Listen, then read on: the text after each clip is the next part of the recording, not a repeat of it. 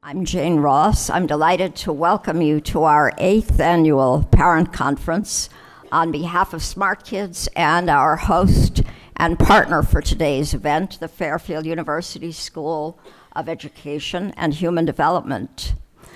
Before introducing Jake Sussman, our keynote speaker, I want to thank our sponsors who make this event possible, with special thanks to our 2 platinum sponsors, Winston Prep School and the Bridge Program at Worcester School. They're on either side of the podium here. Please stop by and meet them during one of the breaks between sessions or at lunch, which will be served back in this room. If you come by before noon, you'll have a chance to meet Beth Sugarman, the founding head of school at Winston Prep in Norwalk, and she's now Chief Enrollment Officer for all 5 Winston Prep locations. She's also a great friend of Smart Kids, as is Julie Basmore, the director of the Bridge Program at Worcester, who's in Seattle this weekend. Please take the time to visit with our sponsors, who will be happy to speak with you about their programs and services. Smart Kids has been proud to empower parents since 2000, when I founded the organization with the critical help and support of Margie Gillis, whom we're very fortunate to have with us today to present on dyslexia. We produce educational programs with leading experts in person and online. Free award-winning digital resources, including a newsletter with over 10,500 subscribers, a weekly blog, and a comprehensive website with hundreds of parent-friendly, action-oriented articles at smartkidswithld.org. One of the highlights of each year is honoring students with learning differences with the Fred J. Epstein Youth Achievement Awards, drawing applications from across the country and occasionally beyond. One honoree you'll see in our slideshow, Asia Capel from Illinois, won at the age of 14 for her extraordinary work in robotics, and she completed her bachelor's degree at the Olin College of Engineering almost 2 years ago. We're thrilled to have such a wonderful group of speakers and panelists with us this year. The schedule's at the registration desk if you haven't picked one up yet. It has the titles and locations of the breakout sessions, and you can scan the QR code to see the full session descriptions and speaker bios. The page on the back also includes the locations of the classrooms. We'll have a buffet lunch back here in the event hall at 12:45 p.m. And new this year, the final session includes 2 panel discussions.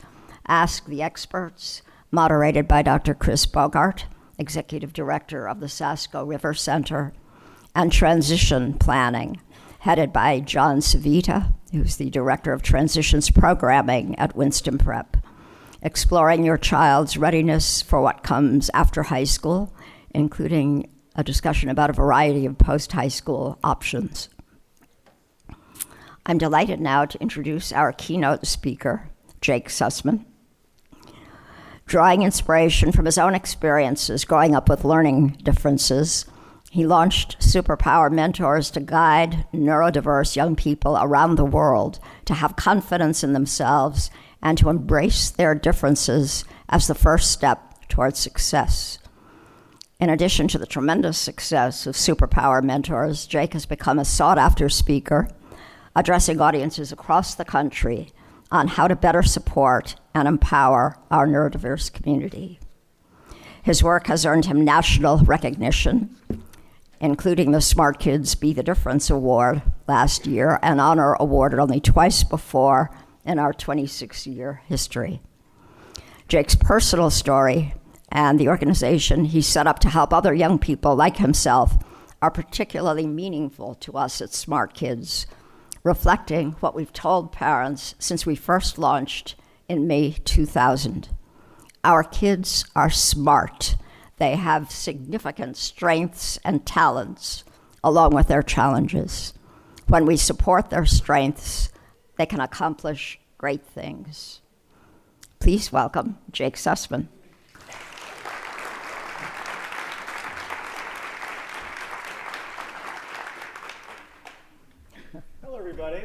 Saturday. Thanks, Jane. Hi, Jake. Thank you so much. All right. Well, happy Saturday. First of all, I'm sure it takes a lot to get people out of the house this early in the morning, especially on a Saturday, to leave your families and come here to learn about how to best support our kids. And for that, I just want to say thank you for taking the time to learn how to best support us. I wish that my parents knew about smart kids when I was in the lowest points of my life. In 6th grade, where I was 4 grade levels behind in reading, forced to read out loud in class, told that I would never go to college by my guidance counselors, filled with fear, anxiety, and stress. At that point, my entire relationship with learning was physical pain.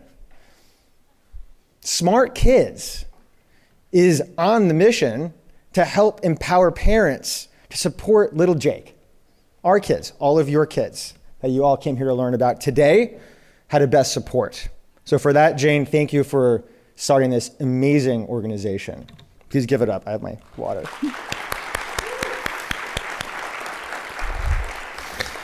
Okay, so first, who am I? Let me just quickly introduce myself. You'll learn more about me today. But for one, I am not a parent. I am not a doctor, nor am I a teacher. I'm your kids, right? I'm your kids that may refuse to pick up a book because I hate to read, or would come home kicking and screaming because I didn't want to do my homework. But I'm also that kid that loves to build and play video games and is so creative with so much potential, but just doesn't see it himself just yet. Now, that's me. I know I went to, I think that was kindergarten or 1st grade wearing batting gloves. I don't know why my mom thought that was a good idea. You know, it's funny because at school, I was a behavioral problem, right? When I was in 3rd grade, I remember I don't remember from 3rd grade, but I was looking back at my report card and a 2-paragraph analysis of Jake Sussman. 8 of those sentences talked about my behavioral problem and that I had to be more responsible for my behavior as a 3rd grader. Come on, right? If only I had headphones on my ears, right? I'm an auditory learner. During independent reading time, being read to me, it would have been a completely different experience. Now, at the same time, when I would go home after being in school, I had a model train obsession. I built a model train set. I taught myself how to read by reading model train books because I was passionate about this. This was my why. This was my fire. And I realized that I can do this. I am capable. And as I got a little bit older, my parents pulled me out of school. I ended up going to the Southport School and then to the Foreman School. And amazing experiences changed my life. But something happened. When I got into college, right? When I got into college, after being told I wouldn't be able to go, I started to witness a lot of my class drop out of school. And this got me thinking, right?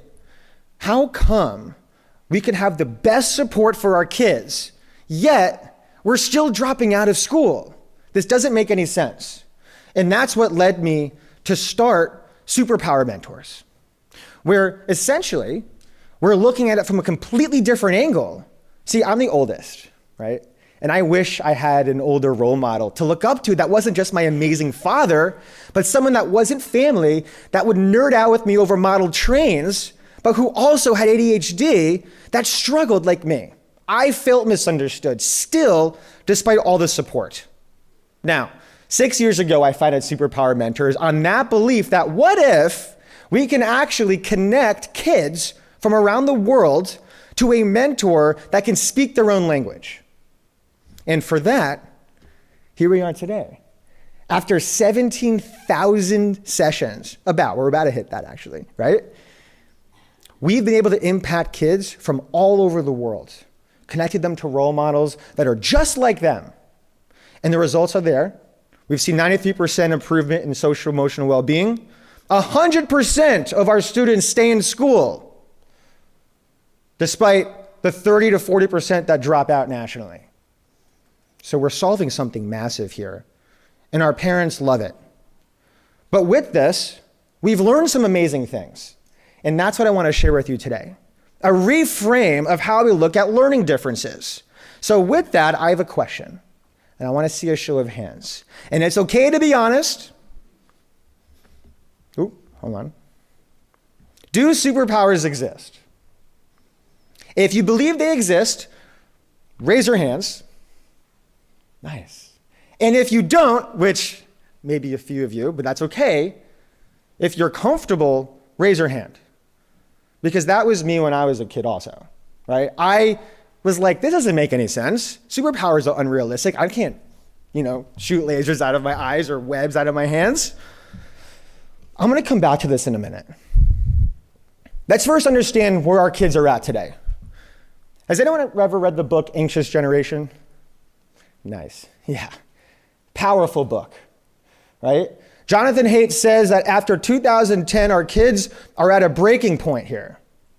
Let's understand what he means by that, beyond just learning differences. Since 2010, adolescent anxiety has surged by 150%.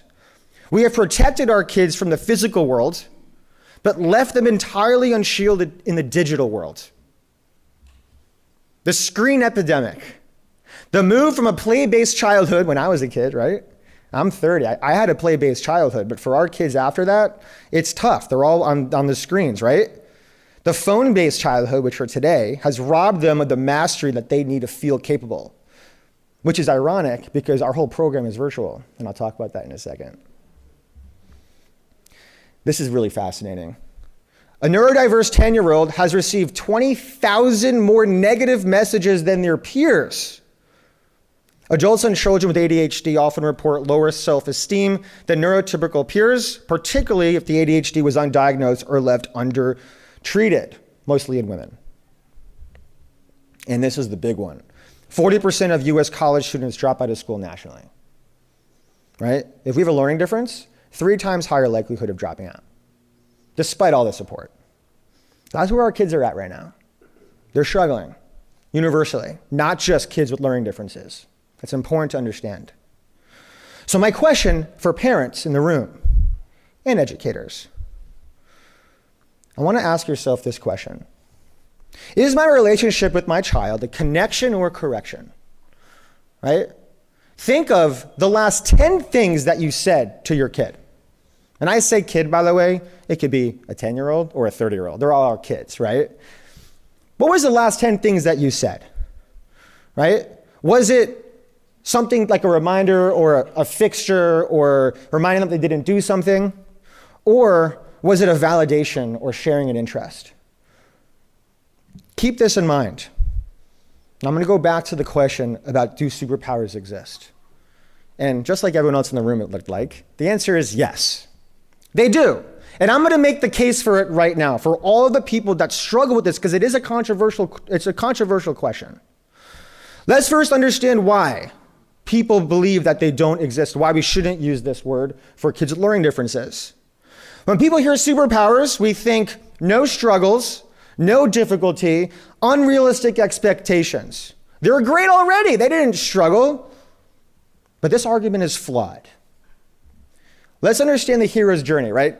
I love superhero movies. Actually, it's funny because superhero movies are the only genre that a kid and an adult can both watch it and take something away. Right? I want to hear from everyone your favorite superhero right now. I'm going to count to 3, and you're just going to yell it out. Ready? 1, 2, 3. Come on. That's fun. Okay, that's fun. Okay, so mine is Superman. All right?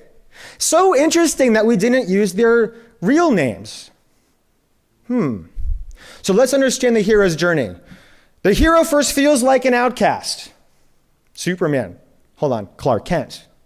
Right? Misunderstood schoolboy. They then reject their gift. Then he has to make a choice, or she has to make a choice. Do I embrace it or do I not? They eventually embrace what makes them different, which then uses that to then save the world. That's pretty much the hero's journey. But we remember the hero, like I said, not beneath the mask. I all hear Superman, I heard Spider-Man, Iron Man, but we forget that it's just Clark Kent, Peter Parker, Tony Stark. How does this relate to today? Let's take our girl Simone Biles. We know Simone Biles as greatest athlete of all time. But we forget that she has ADHD and she struggled in school. She has learning challenges and her early childhood was a disaster.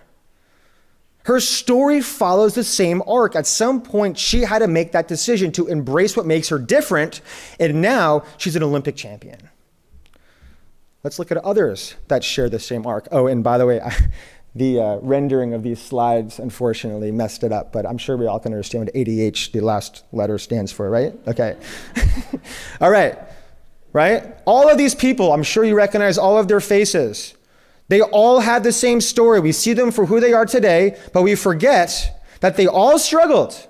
They all have a learning difference. They were all told that they couldn't do the thing that they're now great at. It's the same thing that our kids are currently experiencing today.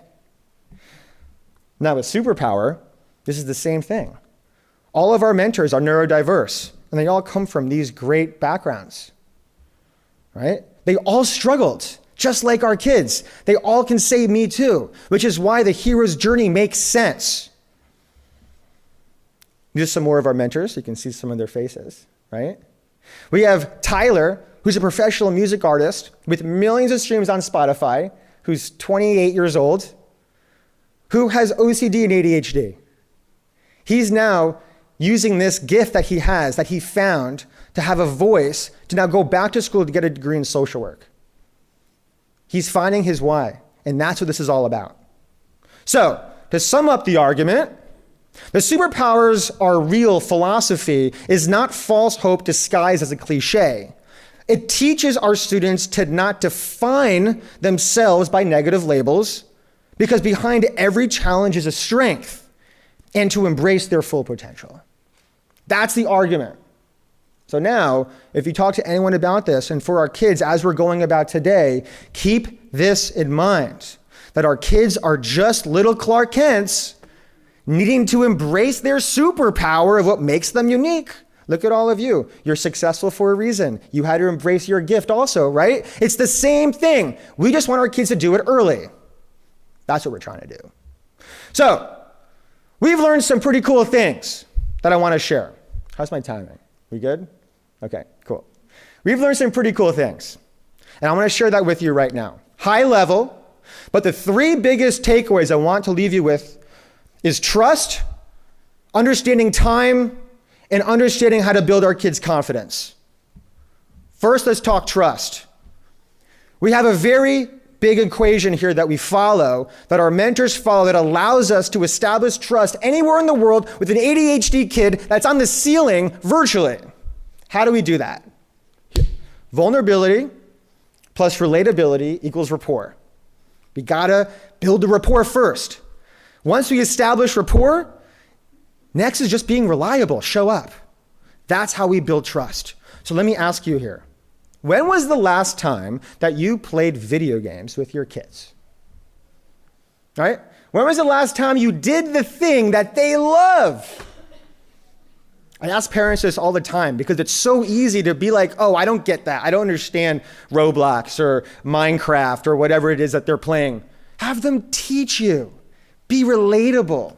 And we were all kids once, right? Come on. We don't need to be adults and all like have it all together because no one really knows what they're doing anyway, right? That's okay. It's okay to relate to your kids and let them know that you also had a childhood. You also made mistakes. They want to feel that from you. Okay, let's talk about time. This is big. One of the biggest observations that we learned as to why kids fall in college, despite all the support, even if your kids are in middle school, right, is understanding time. Unstructured time. If you think about this, I'm going to skip for a sec here, okay? This is what time looks like from 8th 8 o'clock until 3:30 p.m., right? That's our kid's day up until 12th grade. And then this is college. This is the first time in their life that time is a factor of their transition. They've never learned what to do at 10 a.m. on a Tuesday in September. It was already planned out.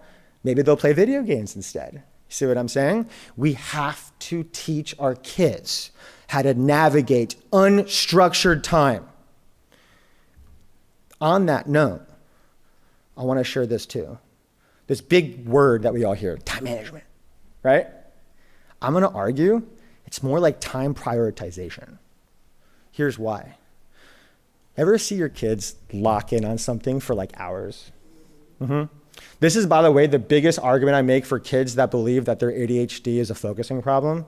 Because I ask them, I'm like, hey, if you can play video games for 5 hours straight, do you have a focusing problem?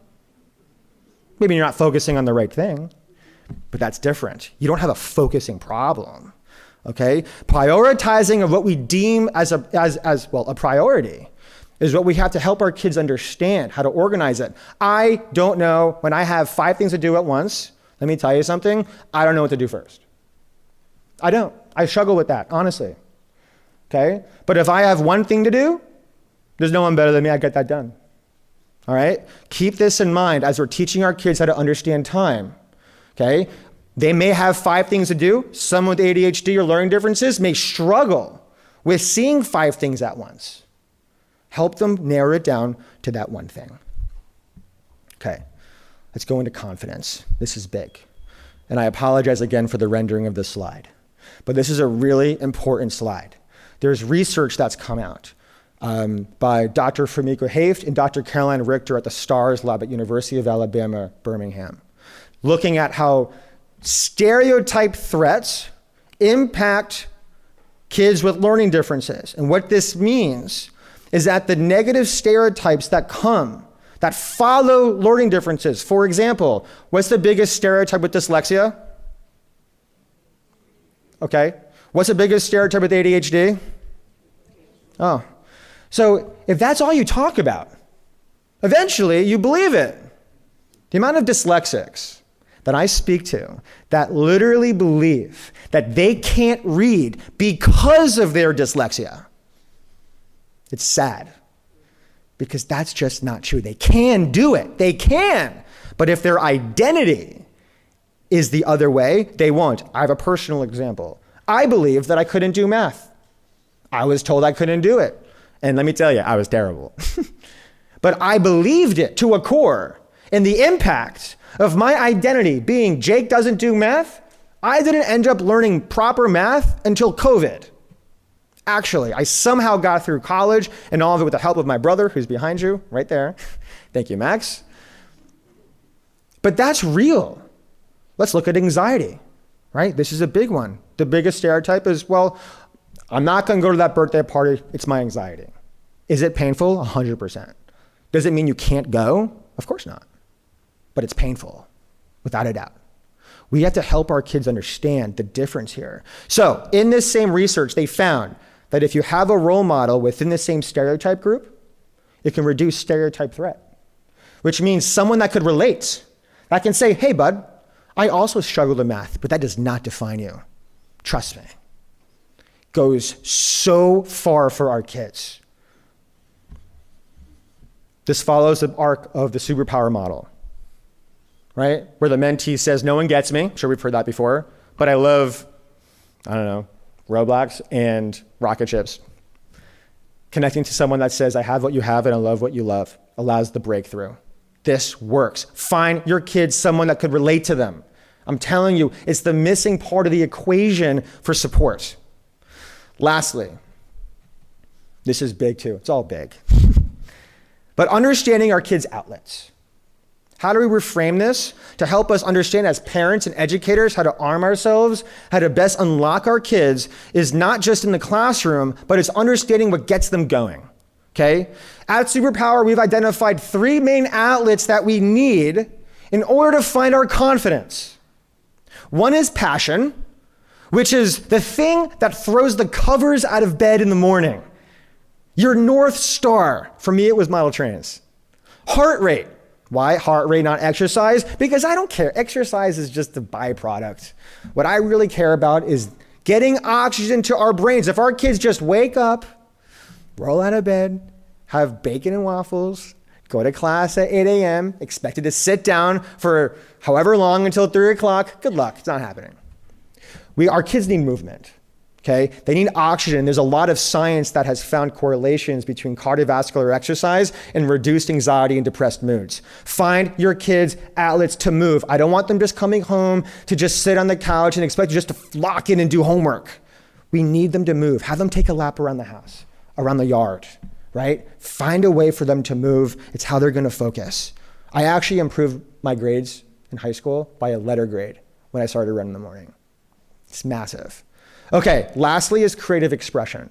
That thing that helps you feel seen and heard. It could be music, art, singing, even socializing. But that thing that helps you feel seen. So if you're looking at your kids and you're like, great, Jake, my kid doesn't have any of these, right? This is what we need to find. If your child is struggling to get out of bed in the morning, they're missing a passion. If they're struggling with anxiety and depression, again, I'm not a licensed medical professional. Sasko River's amazing with that, right? But at the same time, we've found that a lot of times kids are struggling with lack of heart rate outlets. And then finally, if they're struggling feeling seen, help them get creative. With that, I want to end with something that is going to summarize all of this. Your kids, your students, hold the very key to solve our world's biggest problems. And our world has many of those. And the only way that our kids that we're gonna solve those problems is if we empower our kids, your students right now to embrace their gift. And that gift is ironically what makes them different. And all of you, as we go about today, we have to think about this in mind. It's not just about their struggles. It's not just about their issues. That's not why we're only here. We're here to use all of these amazing speakers, right? All these amazing sponsors that are all here to support you. These are the best resources in Fairfield County, without a doubt. We are all here to support you, not help your kids, but unlock them. Thank you. And by the way, should any of you, there's a lot of you in here, but if you do have any questions and would like to speak to me at all throughout the day today, there's a QR code directly to my calendar. If you don't get a chance to find me, you can just book a time and we can chat. I love diving in, but we're gonna go much deeper into my breakout session after this. So thank you all again so much. I look forward to meeting you.